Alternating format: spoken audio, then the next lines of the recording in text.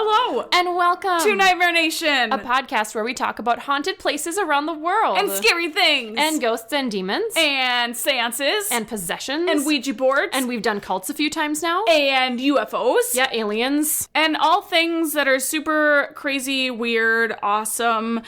Anything to keep you all entertaining and to keep your brains thinking about what is actually out in the universe. I mean, really, we're basically like psychedelic drugs. We just want to expand your mind to what might be possible because there's so many unexplained things out there, and maybe we just don't have the science yet to explain them, but I like to think that some of them are just truly unexplained. Yes.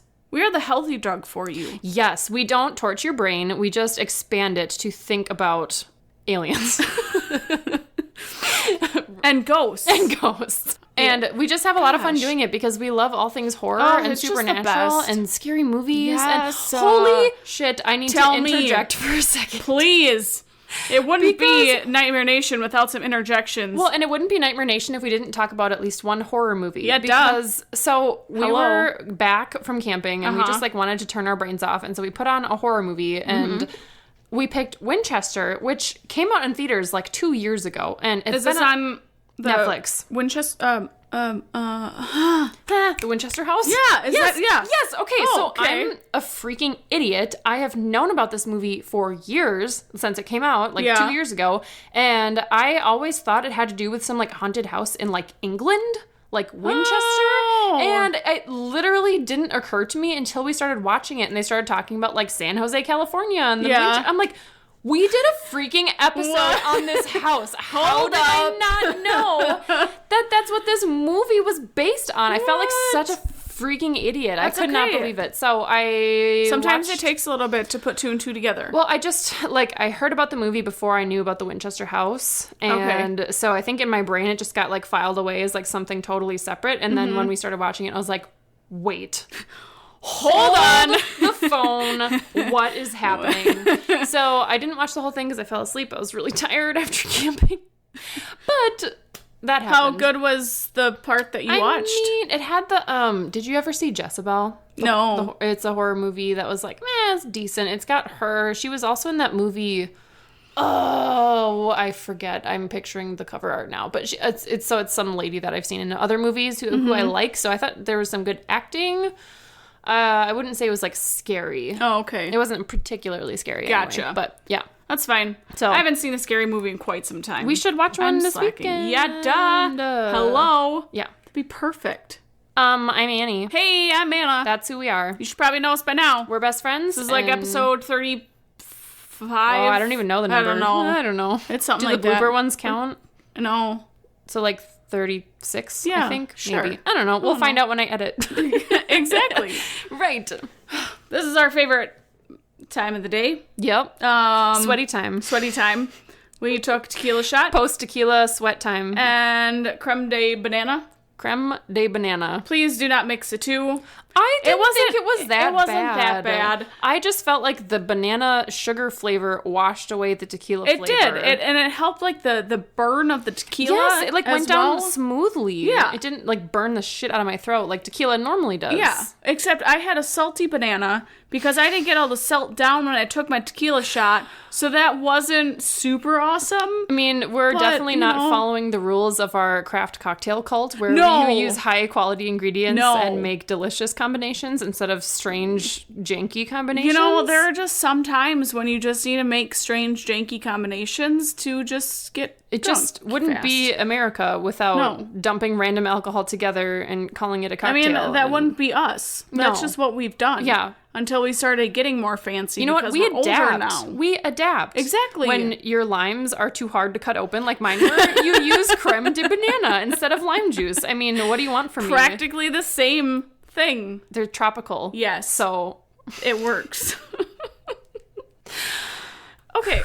So now that we went on like a 10-minute tangent, like we always do, we also haven't seen each other in 2 weeks. Yeah, you guys. So it's like a catch-up day, essentially, right now for us. So you just get everything thrown at you at once because we have so much to talk about. There's so many things. You'd think there's been like a year of pent-up energy, but really it's been about 13 days, 14 days? Yeah. But we're used to seeing each other every week. Yeah, so, multiple times per week. I can't handle this. It was separation anxiety. Okay. Just like a puppy. I just can't do it. You're like my little puppy. Yeah. Don't leave me. Okay, Don't do it. Never again. No. I'll never go on vacation ever again. Thank God you didn't go to Japan. I don't know. Oh my God, that would have been 18 days. Fuck. It's like a whole month. Fuck. I think our cats would have wrecked the house because we came back and it was like, holy shit. You just can't do it. Yeah. So, in the theme of it being super hot outside and so summertime, I feel like if for anyone who doesn't live in Minnesota who's listening to this podcast who thinks it's just like an Arctic wasteland all year, it's not. It's like you get the highs and the lows. You get the tundra of Antarctica, and then you get the steaming hotness of like Las Vegas. Yeah, except for in Las Vegas, it's dry. We get the humid like jungle heat. Yeah. So I think on Wednesday it's supposed to be like 96 degrees. Oh, no. Or maybe it went down to like 93. But it's super hot and humid. And so I haven't wanted to spend any time outside. No. And what did I do for 2 weeks? I spent time outside. But in the theme of spending time outside, we're taking you to a national park tonight. We're going to Colorado. It's in Estes Park. Estes I didn't even know that it was actually in a national park. Yeah. I didn't know that. Yeah, it is. The place we're taking you tonight is the scene of a famous Stephen King novel and movie. The Shining. AKA the Stanley Hotel. Stanley Hotel. Which is in Estes Park, which is so cool. I'm like, they have hotels in national parks? Had no idea that it was in a national park. I think that's pretty fucking sweet. It is cool. I mean, I guess, like, Yosemite, I think, has some hotels and stuff, like, in the national park. Oh, do they? I may have made that up. I don't know. But, yeah, it's cool. And I think it's a really, like, looking at pictures, it's a super scenic location. Beautiful. And needless to say, it's pretty famous for Stephen King's adaptation of... Well, no, that's wrong. It's famous for him having visited the hotel. Correct. And then he wrote a book featuring the hotel as his inspiration. And then they made a movie about it. Yep. So. It's just the best. And then Dr. Sleep, which I keep telling you is really good. What is Dr. Sleep? It's the sequel to The Shining. Oh, I didn't know that. And they go back to the hotel, which is in Estes Park. Oh. And it's got Ewan McGregor. Ewan McGregor. My favorite dude. No, such cool dude. So the Stanley Hotel is a 142-room colonial revival hotel in Estes Park, Colorado, in the United States, if you hadn't guessed already. United States, friends. That's us. I don't think we've covered anything in Colorado yet. I don't think so. I think this is our first time. I think so. Yes. I mean, technically, I'm pretty sure Bonnie and Marshall of the Heaven's Gate cult, like, camped in Colorado at one point. But it's not a haunted location in Colorado. Correct. I think this is the first time we've done a physical spot in the state of Colorado. Yes. So, congratulations, Woo, Colorado. we're not in California. Right, or Connecticut, our other favorite state. This is perfect. So, it's approximately 5 miles from the entrance to Rocky Mountain National Park, which is super cool. That's perfect. The Stanley Hotel offers panoramic views of Lake Estes, the Rockies, and especially Long's Peak, which is a big scenic mountain, I think. I love that there's like one picture where they take of the front of the hotel, and just in the background, it's just the mountains. I'm like, oh my God, this looks so beautiful. Is stunning. And my favorite part about Colorado ever, so I was a camp counselor in Colorado for a summer. That sounds great. Even when it rained, it wasn't humid. It was never humid. Even if it got like 90 degrees, it was not humid. It was dry. Oh. And I loved it so much because I don't really mind the heat. What I hate is being like sticky. Yes, exactly. So like rainforest, no thank you. No, love ya, but I'm not living there. So I loved Colorado because it was super beautiful and scenic and gorgeous, but it was never humid and it made me so happy. We're hopefully going to take a road trip or something. Are you? Like next year. Ugh. We've only been talking about it for so long. Mm-hmm. So if we do, we should just all go on road trip. Oh my God. That'd be so it'd be fun. perfect. Well, we're going to do something for our 30th too. That's not for like 2 years. I know. 3 years. But I'm just saying. Okay. We can keep that in our back pocket. I had like a slight heart attack. So like, oh my God, am I turning 30 next year? Yeah, like, we're turning 30. No! Wait, how old are we? Are we 27? I still have 27. We're 27. Yeah. Okay. 27. I forgot. I always forget what age I am now. Did I tell you when I went to do a 5K with Amanda and they asked me how old I was when I went to get my bib and I was like 24 and they were like and I was like no I'm 20 because I kind of like I said 24 and then I just kind of looked at them weird and I was like wait I'm 26. Wait, why did I just say 24? And they were like, did you just get your age wrong? I was like, yeah, I don't know. What compelled me?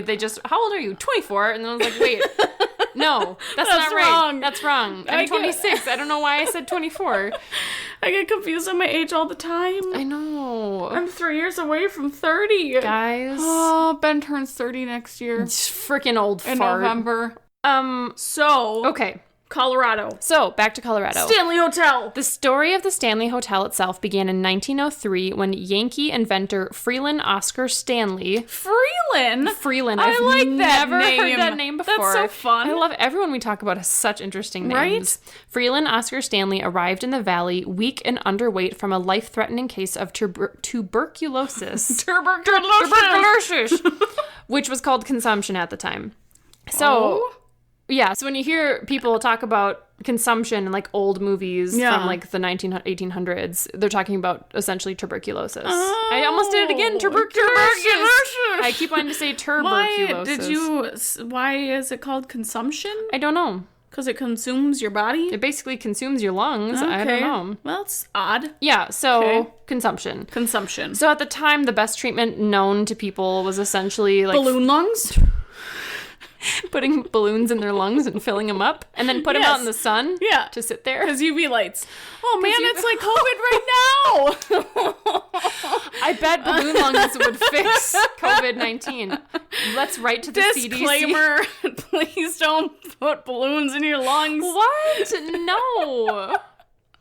And then cut open your chest cavity and expose it to UV light. Precisely. And then sit outside in the middle of the winter. As directed by the President of the United States. Also as directed by the clinicians at the Waverly Hills Sanatorium in, what, like 1910? Something like that. Yeah. That was Waverly Hills, right? Yeah. Okay. Yep. Balloon lungs. So, oh gosh. Freeland Oscar Stanley really should have just tried putting balloons in his lungs first before he went to Colorado. Just what a swallow dummy. that shit and somehow it'll make your way to the lungs. It'll just bypass your esophagus and go straight into your lungs. Exactly. They're a special kind of balloon. It just like migrates through your stomach lining and like swims up to your lungs. Yeah. And then you stick a little tube down your neck and then someone else blows into it and it expands. Could you imagine that? Oh god, that feels so weird. Oh my god, that would kill you real fast. Yep, it would. Don't do that, friends.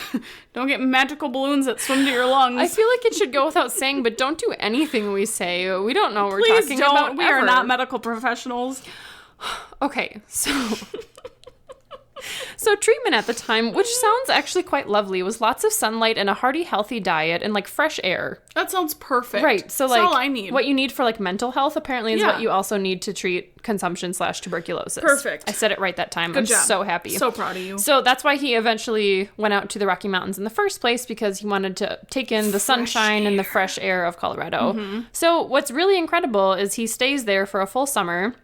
And just the one season there was enough to actually, like, dramatically improve his health. So he basically recovered from a life-threatening condition of tuberculosis and recovered to the point where he was able to, like, happily live out the rest of his days as a healthy person. Oh, damn. Well, I guess I just need to go to Colorado to live out my the balloons. Days to be healthy. I guess so. Because Colorado just has that healthy air. It's magical healing, but I bet it's a supernatural, like, spring of ghost energy that gives you...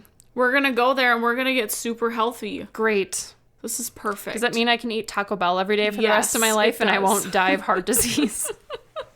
I'm in. Yes. Sign me up. That sounds great. So he was so happy with the basically drastic improvement of his health that he vowed to return each summer for the rest of his life, which, as far as I can tell, he did.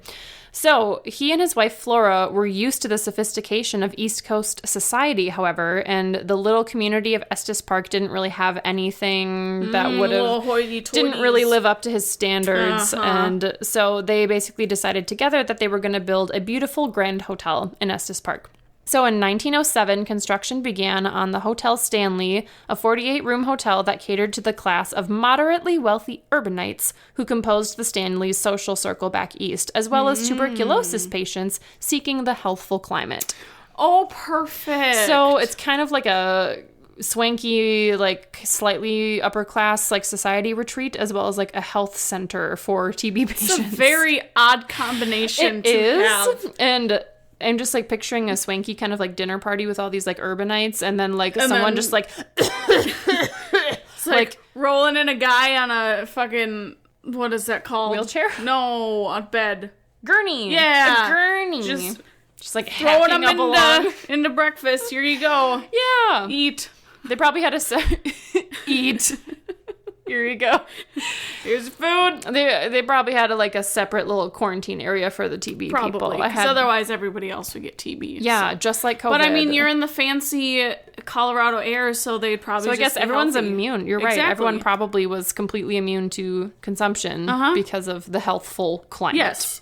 So, the Stanley Hotel National Register Historic District, which is the name for the whole compound, because they didn't just build a hotel, they built a whole complex of buildings. So, it contains 11 structures, including the main hotel, the concert hall, a carriage house, the manager's cottage, gatehouse, and the lodge, which is a smaller bed and breakfast type place that was originally called the Stanley Manor. Oh, damn. I didn't know there were so many places. Yeah, I didn't either. I thought it was just a hotel, but they have all this stuff available. And there's more today too. They have all these condos on the property that you can rent to if you want your own private experience and don't want to stay at the hotel proper. Oh, that's cool. Yeah, they're super expensive. Oh, I bet.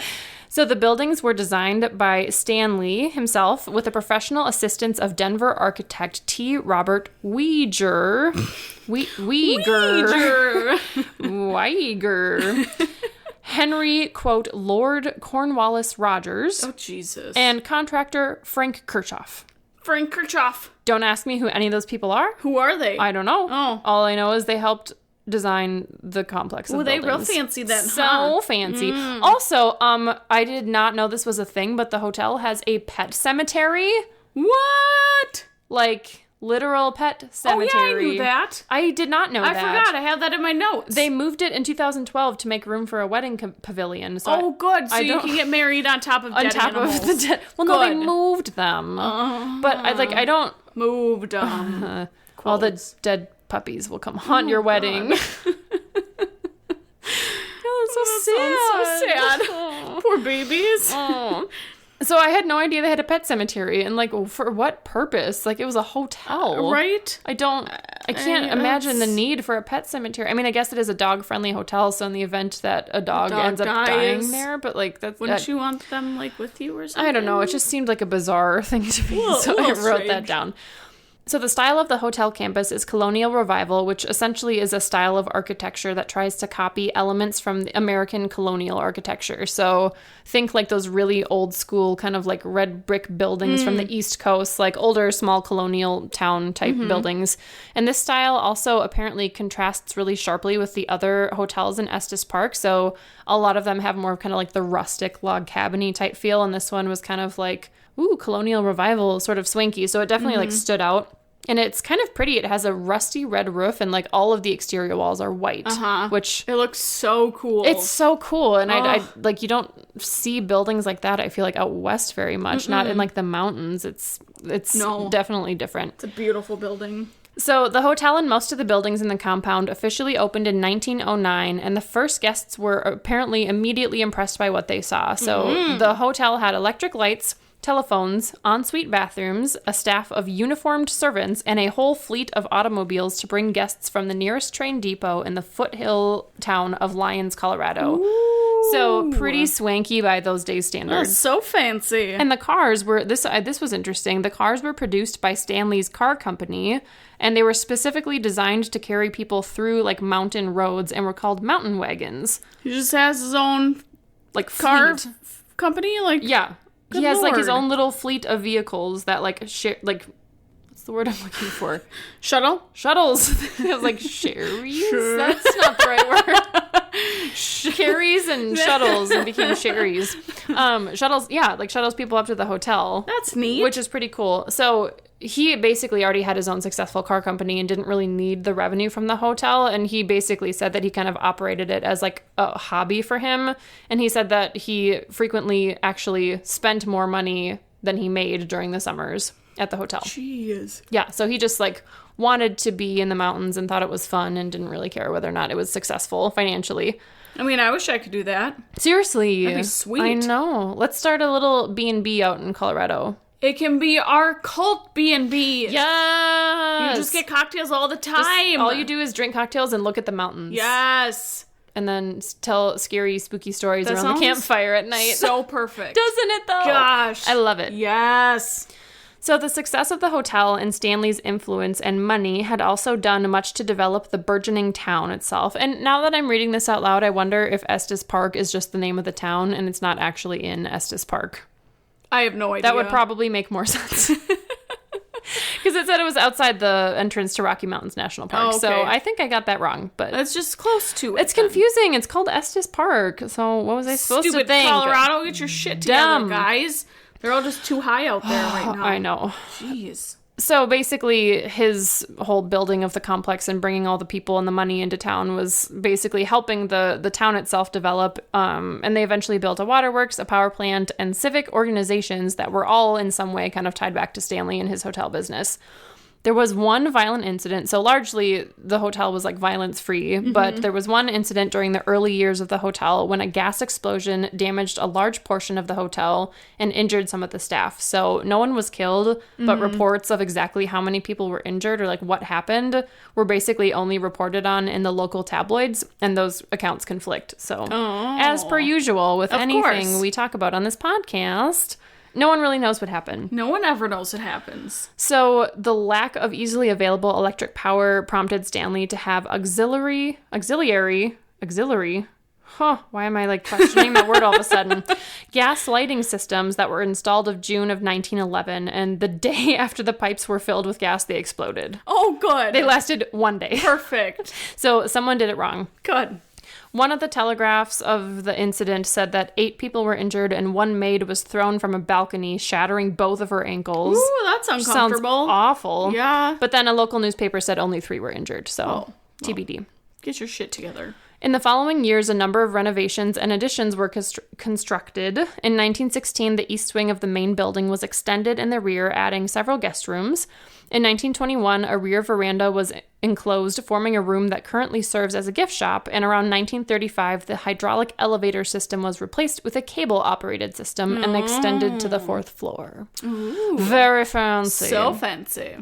In 1926, Stanley sold the hotel to a private company, which was incorporated for the sole purpose of running it. So he basically was like, I'm tired of dealing with this hotel. You guys run it for me. This turned out to be a failure. And in 1929, Stanley bought his property back out of foreclosure before selling it again in 1930 to fellow automobile and hotel magnate Roe Emery, who was from Denver, Colorado. So he basically operated it after Stanley gave it up, and until 1983, the resort was only open during the summer and was shutting down for the winter every year. Oh. So they didn't do that until later in the 80s. Okay. And that's kind of what's depicted in The Shining, too, where no one's there in the winter, and they're basically just being caretakers for the property. As a fun fact, Stanley died in 1940 at age 91. Oh, damn. Which is super old for the time, I feel like. Yeah. And so maybe that fresh Colorado air really did have something to do with it. I guess you just have to move to Colorado now. I guess so. I want to live to be 150. Heck yeah. Heck yeah. That would be sweet. By the 1970s, the hotel's splendor had faded due to lack of care and investment. It was actually close to the point of being demolished until Stephen King came to visit on October 30th, 1974. So basically after that, it was what prompted him to write his book. Yep. So in 2015, the open area in front of the hotel, which was originally a driveway for his fleet of vehicles, was replaced with a hedge maze. So that was not actually an original feature of the property. They added that after The Shining because they feature the hedge maze as like when Danny, the little kid, is like running away from everything. They basically wanted to create the hedge maze to further the association with the movie and the book. Oh, okay. Because money, why not? Of course. Oh, I'm sorry, I said that wrong. So the maze was in the movie, but it wasn't actually in the book. Oh. I got that wrong. So the hotel's website says, quote, "The hotel stands today as a beautifully restored testament to its glory days when it served as a holiday retreat for wealthy urbanites. A range of tours highlights the history of this magnificent historical structure while a tempting menu of amenities, culinary experiences, and lavish spa treatments provide all the comfort and glamour required by even the most discerning modern visitors." Ooh, that sounds so fancy. I want to go there now. Also, the bar offers a drink called the Red Rum Punch. That sounds which is perfect. Totally a nod to the movie with the red rum. Yep. So I really want to drink that. Well, we're just going to have to go to Colorado now. It can be part of our cult. Perfect. So the hotel looks really beautiful, but it's really expensive. It's like anywhere from like $300 to $450 a night, depending on whether or not you're staying in a room or in one of the condos on the property. They also offer nighttime tours that focus on the paranormal aspects of the hotel. So those are a 75-minute walking tour and are $28 per person, but only $25 if you're a guest of the hotel. But all tours are currently suspended due to COVID. Stupid COVID. Thanks again, COVID. God, ruining everything. They also apparently do fun, spooky events every year around Halloween. So they've done like masquerade balls, murder mystery dinners, and like events themed on The Shining or whatever. So that sounds like fun. Yeah. Oh, man. I thought so. Sounds great. My sources were Wikipedia and StanleyHotel.com. Nice. My sources are Out There Colorado, TripSavvy.com, and abcactionnews.com. Oh, snap. That was a struggle. AB. What? What's there? So, Stanley Hotel. Let's hear about it. Obviously haunted. There's obviously ghosts. So, as you heard from the history, there wasn't much of a bad history that happened. Like you would normally see with other locations, suicide, murders, Violence of every violent kind. actions. But it is known as, can you guess, one of the most haunted locations. Whoa! One of the most haunted. So weird. Such haunted. It's not like every other place is the most haunted place in the world. So there are, what I found, 7 of the top haunted spots in the hotel. Sweet. So we'll start with the number 1. There was one occasion where in the 20s, so Annie had talked about this one, that there was a gas leak that led to an explosion in room 217 that destroyed the second floor and almost killing a chambermaid, Elizabeth Wilson. She must be the one that shattered both of her ankles. I think so. Sounds so terrible. Yep. So she ended up recovering and lived till she was 90 and died in her own home. But then after her death, the hotel started receiving reports of a spectral chambermaid hovering and walking through closed doors in the rebuilt guest quarters. She was so mad about her broken ankles. Yeah. She's like, she came back to haunt. You couldn't let the gas pipes last one day. Nope. So, it is the most requested room in the hotel, which is room 217, and that is also where Stephen King stayed. So while he was staying in this room, he had a dream that his son was being chased down the hotel hallway by a possessed fire hose. What? A fire hose? A fire hose. That's so bizarre. So he woke up drenched in sweat, and this was when he actually started writing The Shining. And then also this room allegedly drove Jim Carrey to flee in the middle of the night, never to return when he was on the set filming Dumb and Dumber. I have so many questions. First of all, Dumb and Dumber was filmed at the Stanley Hotel? I guess part so. of it was? That is bananas. I haven't seen that movie in a long time, but I am really having a hard time wrapping my brain around that. Also, Jim Carrey freaking fled in the middle of the night? Supposedly he fled in the middle of the night. Crazy. Did not return. I don't know what he experienced or why he fled, but he fled. So amazing on so many levels. I love him so much. He's so funny. Oh my god. I had never heard that story. Yeah. That's crazy. So that in that room as well, unmarried couples sharing a bed have reported feeling an unknown force pushing them apart while sleeping. And single men would wake to find their belongings packed and left outside the door. Ooh, she's real mad against sleeping together before marriage. Ain't nobody gonna pull that shit. She's some old school lady. She's like, nuh-uh, save room for Jesus. Scooch. Get apart, people. So the second one is the vortex. The vortex. It's called the vortex. Oh. Which is the staircase between the floors in the hotel's main guest house. So it is known as a vortex because there's a natural spiral of energy and is known as a rapid transit system for ghosts known to haunt the hotel. Really? So it's just a place for ghosts to come in and out of. Just come. It's like their little travel portal. Yeah. That's cool. Mm-hmm. I wonder why that spot is like special for ghosts. I don't know. That's crazy. And then number 3 is the concert hall. So there is a ghost known as Paul who likes to enforce the 11 p.m. curfew and yells at workers and guests to get out. That's hilarious. He's like, I'm trying to sleep. Shut the fuck up. Get out of here. Get out of here. Gosh, go to bed. There was a construction worker who reported feeling Paul nudge him while sanding the floors, and on ghost tours, people have reported him flickering flashlights for them. Oh. And then there's also a ghost by the name of Flora Stanley, who was one of the founders of the hotel. Yeah, that's Stanley's wife. Yeah. Yep. She likes to play the piano, and her husband, Freeland, there he is again. he can be seen in the hotel's billiard room, and bar. Oh. So he likes to haunt the Neat. hotel.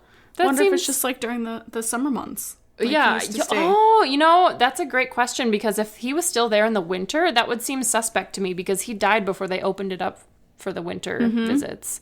Yeah. So I don't know. We'll have to check and see if there's a correlation between like time of year and like ghost activity. Yeah. Interesting.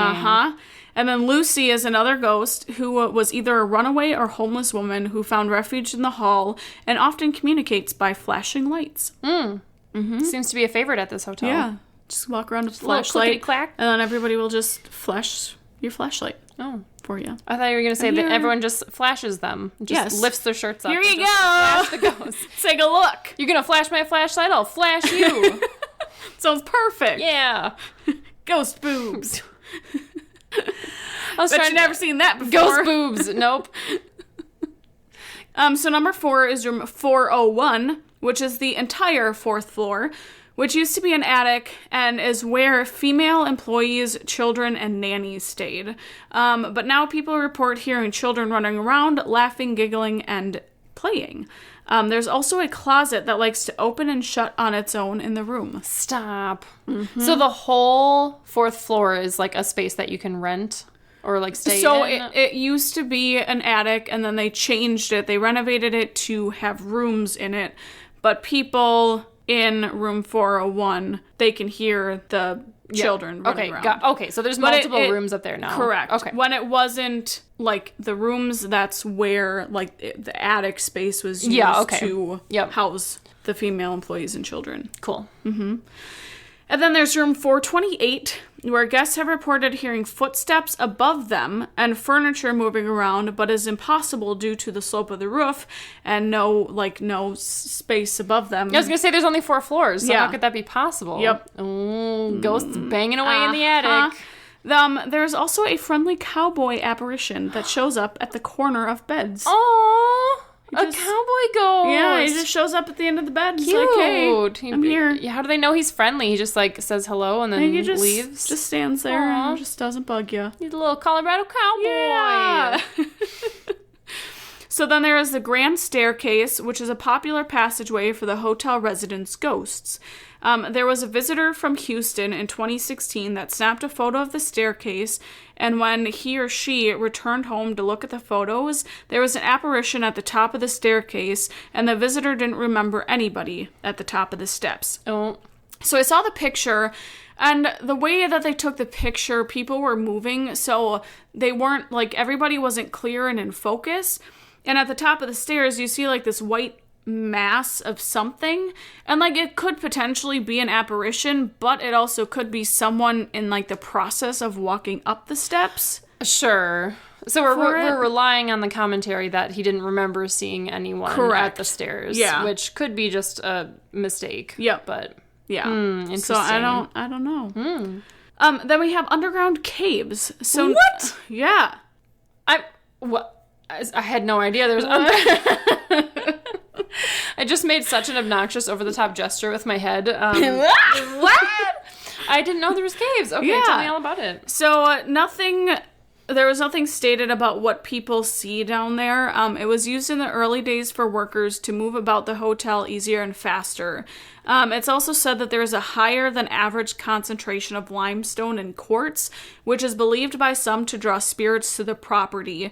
So I did a little research on why it's just like limestone and quartz supposedly draws more spirits. Yeah, I was going to say, I've never heard of that before. That seems really odd. Yeah, it says that the rocks can emit EMF, so electromagnetic fields, which is how spirits and entities gain their energy in order to communicate or manifest. So limestone and quartz are said to emit these EMFs, thus attracting ghosts. So the ghosts are they're more able to show up and communicate with this because of how high That's fascinating. EMFs. I've never heard that before. I wonder if there's a correlation between that and like other places that we've done, if there's like high limestone concentrations nearby. Yep. And the thing is, too, with EMFs, if there's a high enough EMF field around you, there are people who are highly sensitive to it, and the being highly sensitive can cause hallucinations.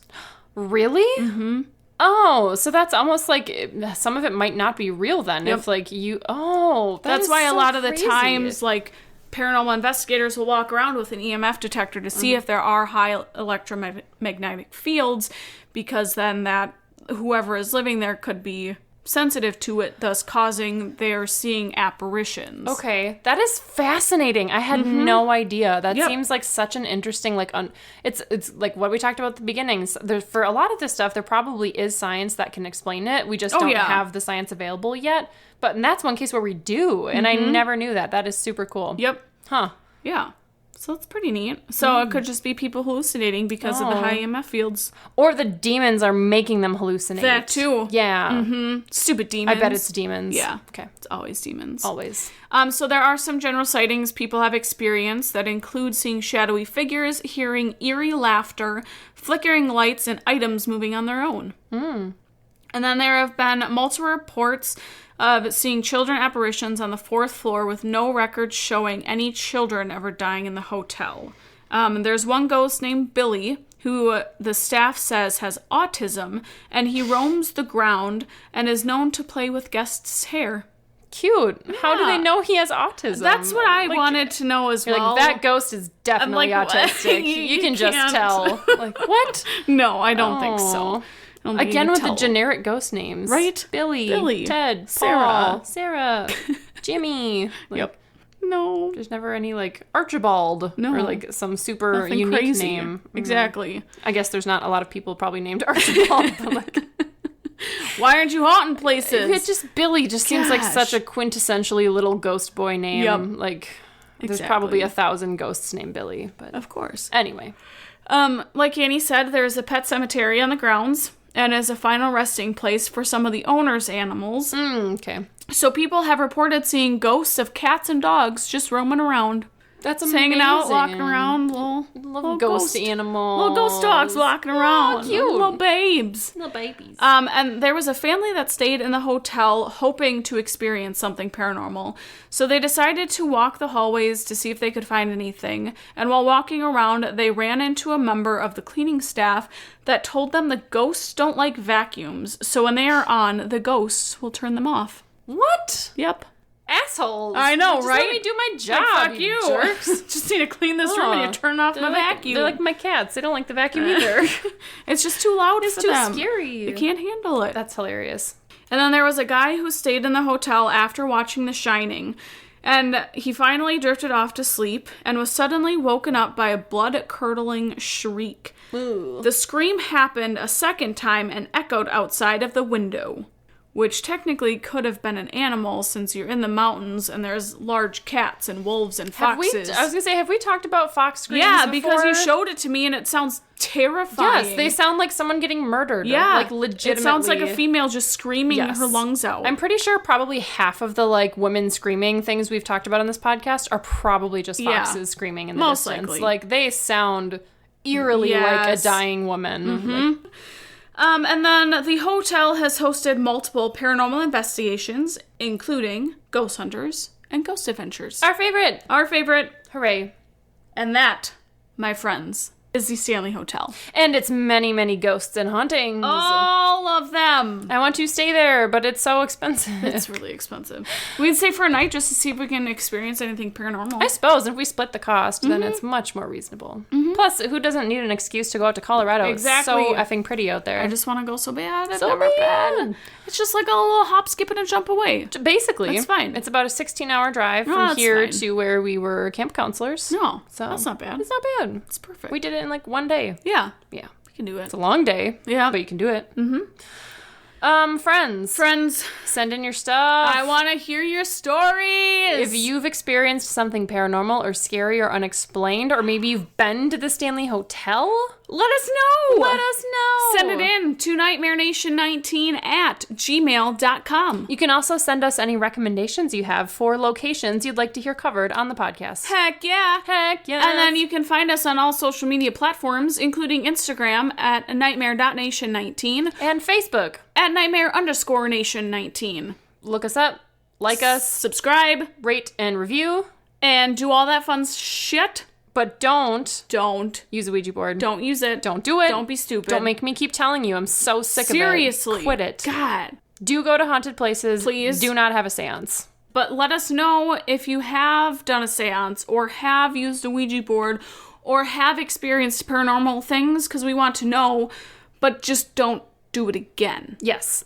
You've learned your lesson. Yeah. You've had your fun. Now quit it. Don't be dumb. Grow up. Yeah. And quit being stupid. Stop it. Also, send in any fun craft cocktail recipes. Yes, because we love them craft cocktails. We got to get our cult started. Yes. So we need some recipe ideas. Exactly. It'll be perfect. We'll have signature recipes. Yeah. It'll be perfect. Star clusters. Get your own little star crunch with it. Yeah. Oh my god. I want to live in a star cluster. It star could be like a Bailey's chocolate something. Yeah. Like Bailey's and Kahlua. Yes. Like a little desserty sweet thing. And then we'll serve little we'll cut the little star crunches patties into like little sticks and stick them in there. That sounds perfect. Yes. You guys, we're starting it off. Who's ready to join? I just want to be in a star cluster. Until next time, friends. Okay, bye. Be safe. Don't use a Ouija board. Okay. Bye. Bye.